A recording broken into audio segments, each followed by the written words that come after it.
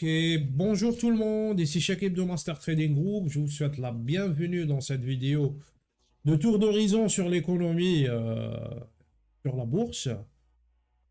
Donc, moi, ma procédure, je pense que vous commencez à comprendre ce que je fais sur les marchés. Moi, je fais exclusivement de l'analyse fondamentale et je m'appuie sur l'analyse des flux. L'analyse technique, je ne la pratique pas. J'ai horreur de l'analyse technique parce qu'elle m'a fait perdre du temps et de l'argent. Ok? Donc, sans plus tarder, on va commencer à faire notre tour d'horizon et de sortir avec des idées de trading. Pourquoi pas des positions de trading. Donc, ma nouvelle méthode se consiste à vous donner des trades à but éducatif. Je suis pas conseiller financier, je suis pas responsable de ce que vous faites. Toujours, je le dis dans le cadre juridique. Donc, chaque dimanche, je donne un futur probable trade éducatif que je fais sortir par un processus que je suis maintenant depuis 2 ans, 3 ans. Ok? Donc, sans plus tarder, on va commencer à étudier l'économie américaine. Pourquoi l'économie américaine? Parce que c'est l'économie qui génère 20% du PIB mondial. Ok? PIB mondial. Donc, si vous voulez, c'est le train. Ok? Donc, avant de commencer, j'aimerais bien vous faire comprendre mon processus, les bases de mon processus fondamental. Sur quel modèle je m'appuie? Ben, c'est très simple. Pour que vous puissiez comprendre mon modèle, il faut que je vous fasse une analogie avec un train. Mon modèle repose, c'est un train. C'est un train avec un wagon qui tire le train, c'est-à-dire la locomotive. Et après, il y a des wagons qui suivent ce mouvement-là de la locomotive. Et ensuite, il y a un autre wagon, on va dire qui est le contraire du premier wagon en inertie. Ça veut dire quoi? Ça veut dire la locomotive, elle va tirer l'économie. C'est quoi la locomotive? C'est les indicateurs avancés. On va aller voir les indicateurs avancés. Ensuite, il y a les wagons qui subissent ce mouvement. Vous voyez? Et la locomotive qui est derrière, c'est l'État et la Banque centrale. Donc si la locomotive de devant accélère, mais accélère, l'État et la Banque centrale, elles freinent un petit peu ce mouvement, cette vitesse si vous voulez. Si par contre la locomotive peine à démarrer ou marche avec une vitesse qui n'est pas une bonne vitesse, si vous voulez, de progression, là, la locomotive de l'État et la Banque centrale accélèrent. C'est-à-dire que c'est des gens qui régulent cette vitesse. Donc c'est ça mon modèle. Il est basé sur des indicateurs avancés, sur des indicateurs coïncidents et sur la Banque centrale et le gouvernement. Est-ce qu'ils veulent accélérer l'économie? Est-ce qu'ils veulent décélérer l'économie? C'est un modèle fermé, bien sûr, sur soi-même, mais il y a comment dire, il y a des intrants, il y a des facteurs, c'est ça, des facteurs exogènes, il y a des facteurs endogènes à ce modèle-là. Donc, c'est pas un modèle infaillible, c'est un modèle qui me donne 90% de réussite, ok? Il y a d'autres processus derrière. Donc c'est ça le trading. Le trading est basé sur quelque chose de fondamental. Arrêtez de faire de l'analyse technique. Je ne vais pas critiquer les gens qui fassent l'analyse technique. C'est une école. Je la respecte.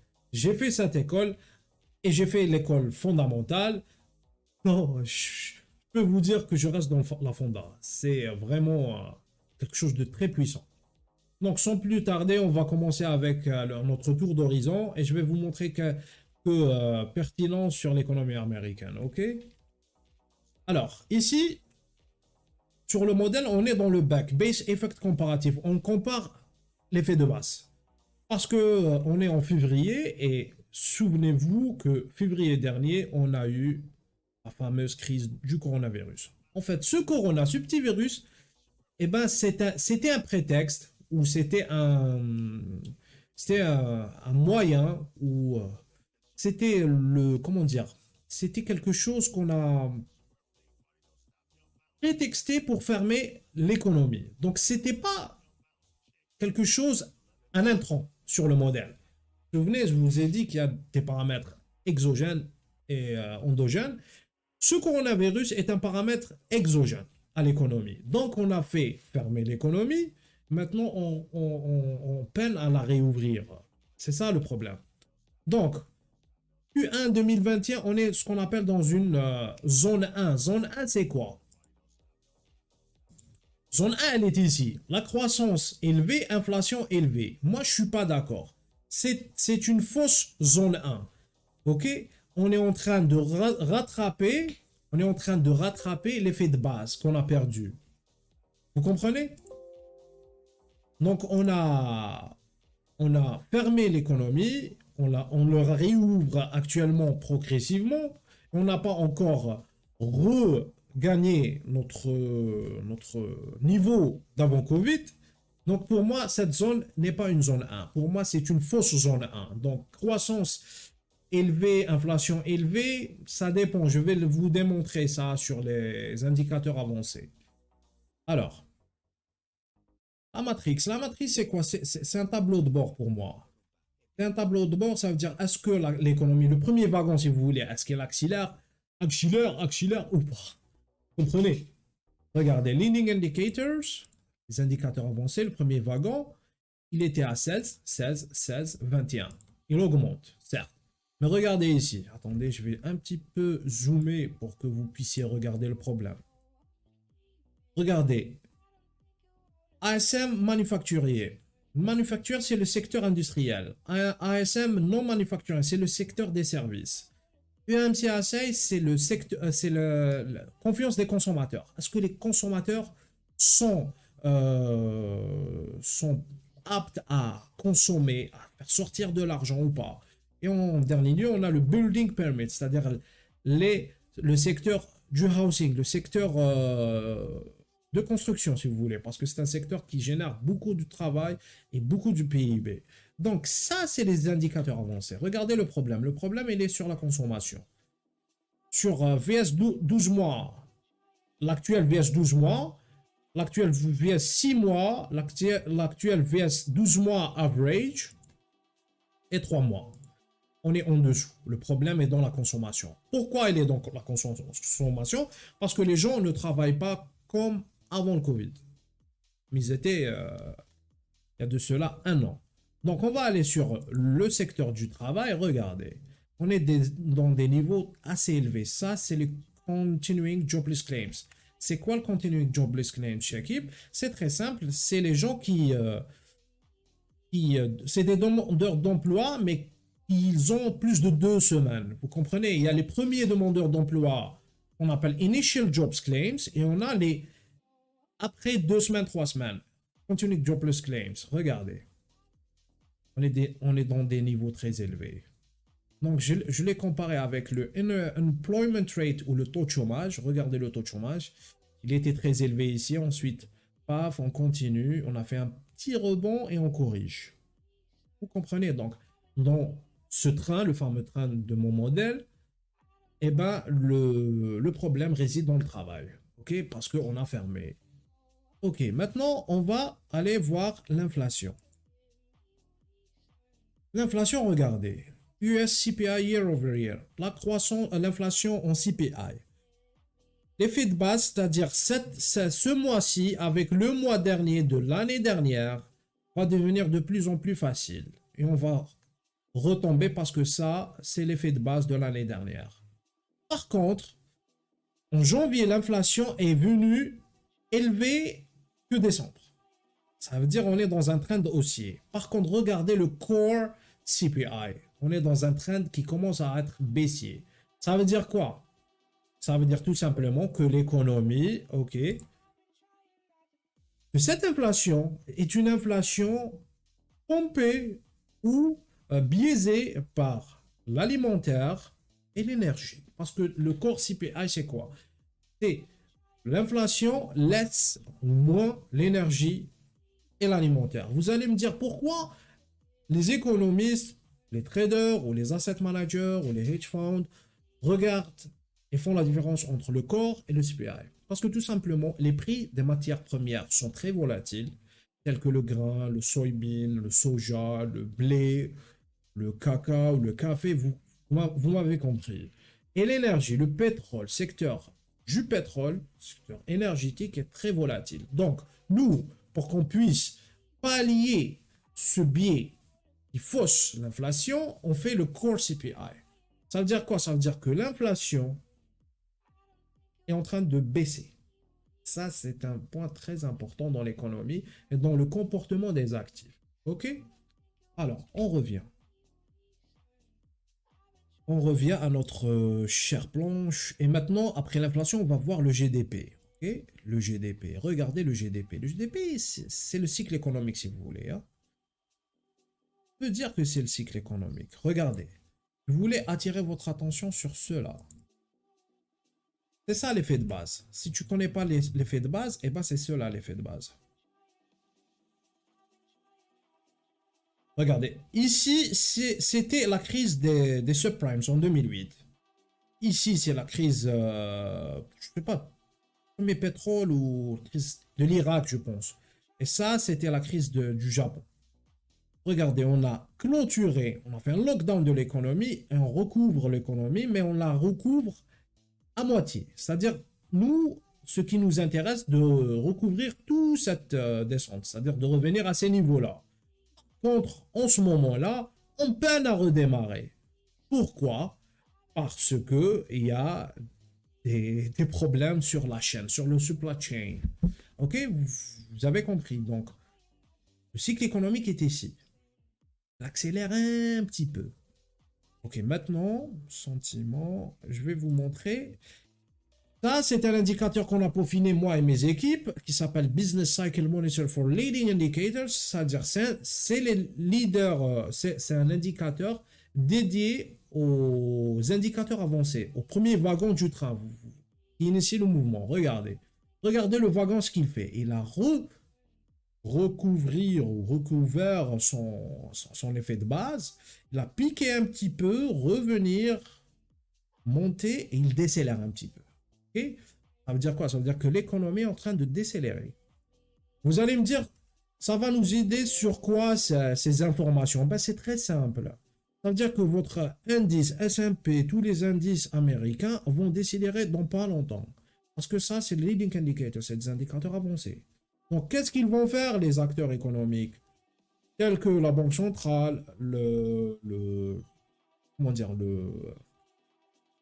Banque centrale et le gouvernement et d'autres acteurs, ils vont décélérer l'économie. Okay? Ils vont rattraper les wagons. Arrête. Il ne faut pas aller plus loin. Ok? Donc, les indices vont corriger un petit peu, c'est sûr. Alors, on continue. Donc, dans la matrice, regardez. On était à 16, on est à 21. C'est bon. Maintenant, on va aller sur l'ASM manufacture. On va voir le secteur manufacturier des États-Unis. Dans le détail, regardez, on était ici, on a accéléré, on est arrivé à ce top de cycle, mais c'est un faux top de cycle. Vous savez pourquoi? Parce que tout simplement, on a accéléré, ça veut dire on a fait accélérer la machine, mais cette accélération est due à un effet de base, c'est-à-dire je ne cesse de le répéter, on marchait à 200 km/h. On a décéléré cette machine, ou le train si vous voulez, 300 km/h. On a décéléré, ensuite on a redémarré avec une vitesse. Ça veut dire quoi? Ça veut dire réellement, la production, normalement, elle devrait être ici, pas ici. Regardez, je vais vous montrer d'autres choses. New orders et le prix. Ouais. Regardez. New orders, ça veut dire une nouvelle commande. Il décélère. Il n'y a pas de nouvelle commande. OK? S'il n'y a pas de nouvelle commande, ça veut dire quoi? Ça veut dire qu'on n'a pas de la demande.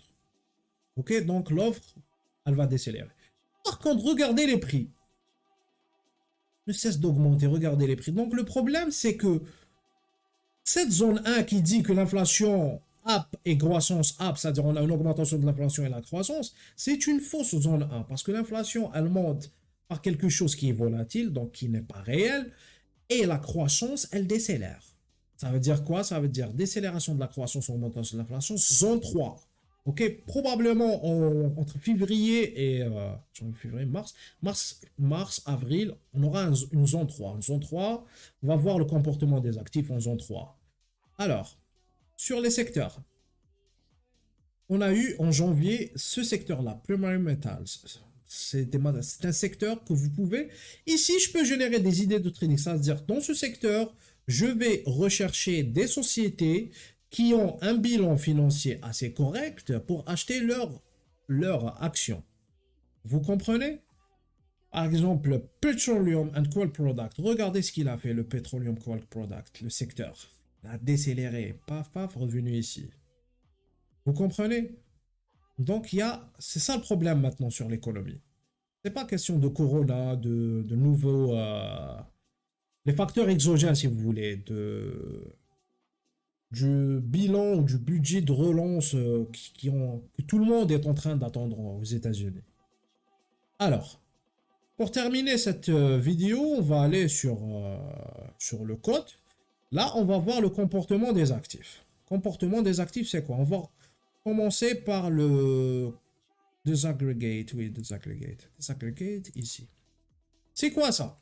Ça, c'est le nombre de contrats qui ont été effectués entre le 2 et le 9.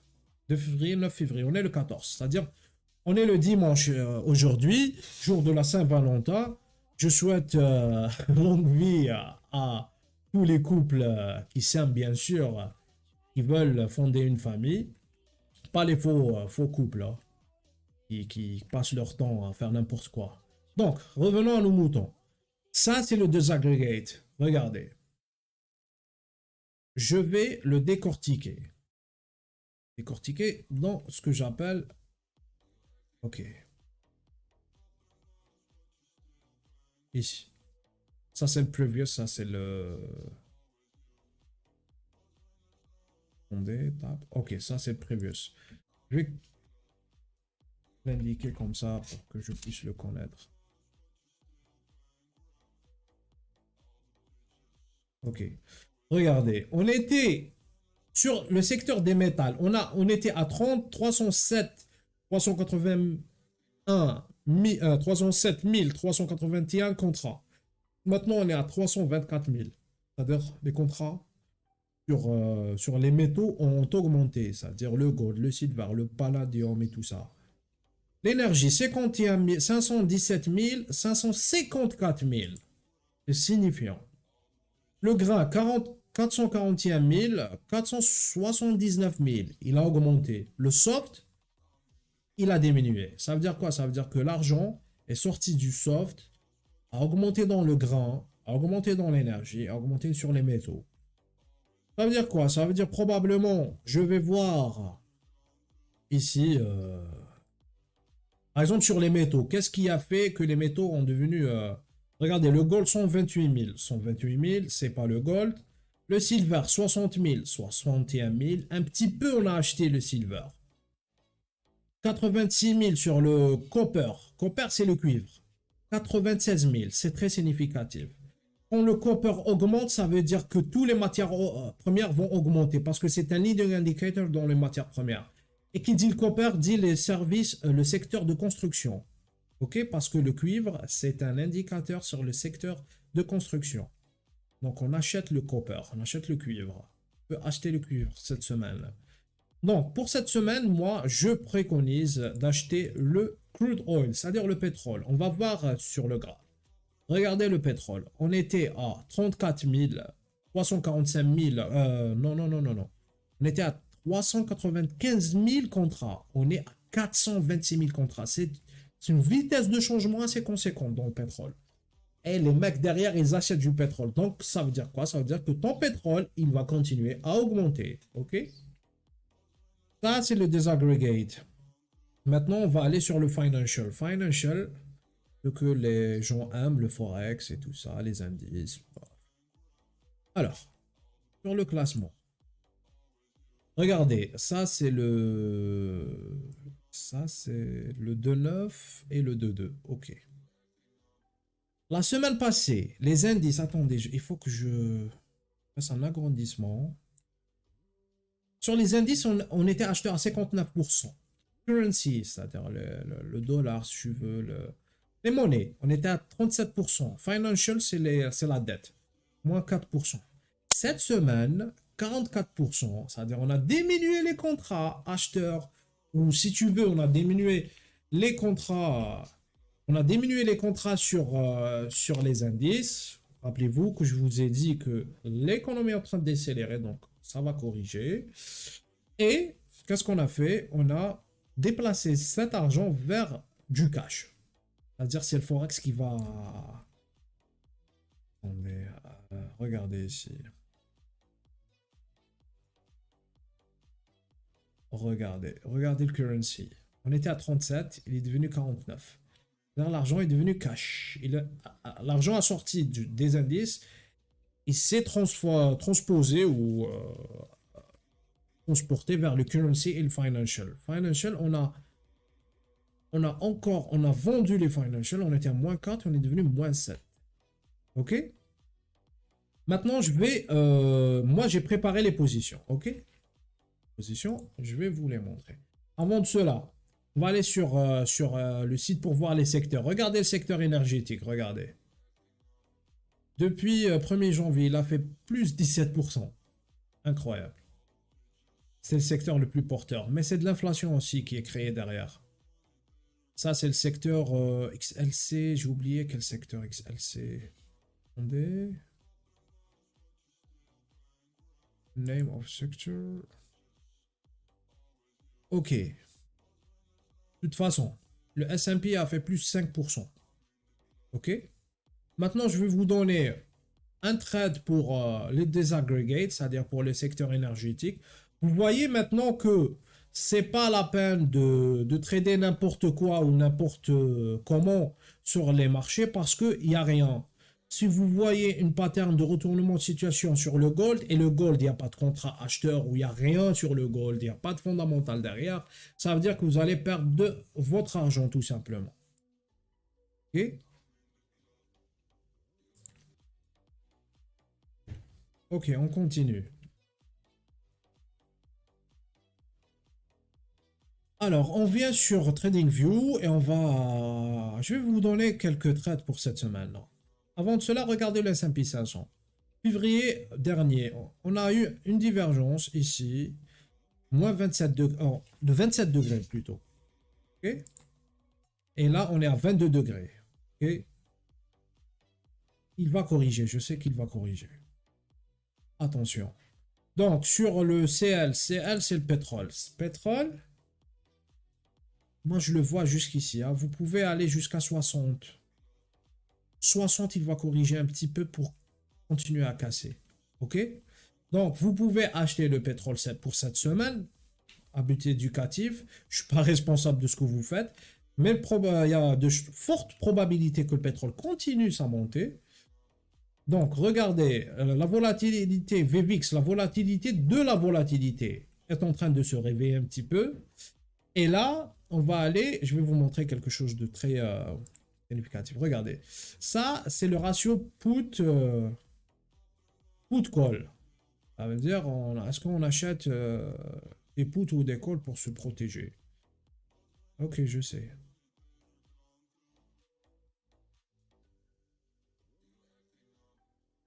Regardez, cette ligne rouge, c'est un baromètre pour moi. S'il dépasse la ligne rouge, il y a du danger. Donc on est juste avec cette ligne rouge. Donc on va voir ce qu'il va faire demain après-demain pour le ratio, ce ratio-là. Donc le DXY. Le DXY, regardez, donc les gens qui ont acheté ici le DXY, ils ont vendu l'or, ben vous avez été, vous avez été grillé par le marché, c'est très simple. Parce que vous vous basez sur quelque chose qui n'est pas pertinent, c'est l'analyse technique. Ok? Donc, par contre, le 10-year yield, lui, il continue sa montée. Donc moi, je le vois jusqu'ici parce qu'il n'y a pas d'accumulation ici.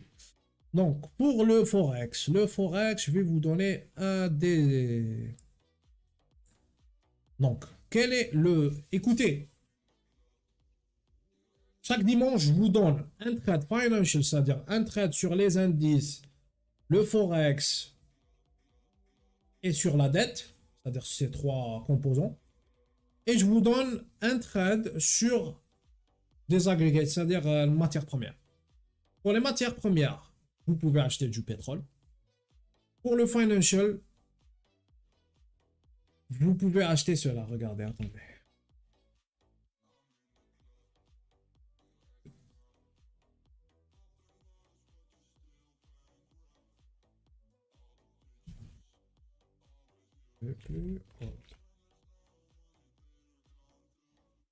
Alors, W, ça c'est weekly, mensuel. Alors, vous pouvez acheter le pound contre l'australien, ok? Configuration du RSI me plaît bien parce qu'il est encore 50%, donc il y a de la marge. Et pourquoi je dis ça? Parce que tout simplement, les contrats acheteurs sont... L'argent s'est déplacé vers le pound, ok? Pourquoi le pound? Parce que tout simplement, les matières premières, telles que le soft, le soybean et tout ça, on les achète au biais du pound. Donc, le trade de la semaine, c'est acheter le GBP odd. Ok? Donc, je pense qu'on a fait le tour même. Pourquoi je ne donne pas mon avis sur l'euro-dollar, sur le gold? Si je ne donne pas un avis sur le gold, l'euro-dollar, ça veut dire qu'il n'y a rien. Il va ranger. L'or va ranger cette semaine, ok? Il n'y a pas de changement significatif. Donc, c'est ça le trading. Le trading, c'est de générer des idées à partir d'un modèle. Ce modèle-là n'est pas fiable à 100%, mais porte probabilité. Donc, j'ai terminé cette vidéo anticipative de la semaine qui suit. Et on a fait un petit peu le tour. Donc, si tu veux devenir performant sur les marchés, gagner de l'argent régulièrement, pas tout le temps, mais régulièrement, ton compte va augmenter petit à petit d'une manière significative, je présente une formation. Pourquoi? Parce que j'ai pas un conflit d'intérêt. C'est un domaine de conflit d'intérêt. Vous allez trouver des gens qui ont un contrat avec des brokers, qui ont un contrat avec un X, Telgda, je ne sais pas, ils font de la publicité. Moi, l'argent que je gagne, c'est mon propre argent. J'ai d'autres activités en parallèle et j'aide les gens, les débutants, sur ce domaine-là, à déchiffrer les marchés financiers, ok, par du fondamental, par quelque chose de logique, quelque chose qui a du sens, et non pas une pattern de retournement de situation qui ne rime à rien, ok, ça veut rien dire. Donc, en dessous de la vidéo, vous allez trouver un lien descriptif et un lien qui vous oriente vers cette formation si vous êtes intéressé. Si vous êtes intéressé que par les signaux de trading, parce que moi je donne au cours de la semaine, je donne des signaux de trading aux gens qui sont abonnés. Vous avez accès aux signaux de trading aussi. Et si vous voulez me suivre sur Telegram, parce que je suis très actif là-bas de lundi à vendredi, il y a le Telegram public, pas privé, parce qu'on a un Telegram privé aussi. Donc, merci pour votre attention. C'est très, comment dire, ça m'aide beaucoup. Si vous avez des questions sur le trading, ou si vous avez des éclaircissements, ou des rebondissements, ou quelque chose de la sorte, je suis réceptif à vos raisonnements. Pourquoi pas faire des vidéos, on échange nos expériences sur ce domaine-là.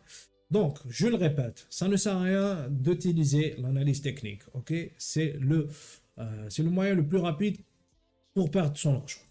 Allez, je vous souhaite une excellente semaine de trading. Et n'oubliez pas, ah oui, le slogan de ma chaîne, cette chaîne MTG, Master Trading Group, le slogan est simple. Souvenez-vous, les datas vous parlent, ok? Les datas vous parlent.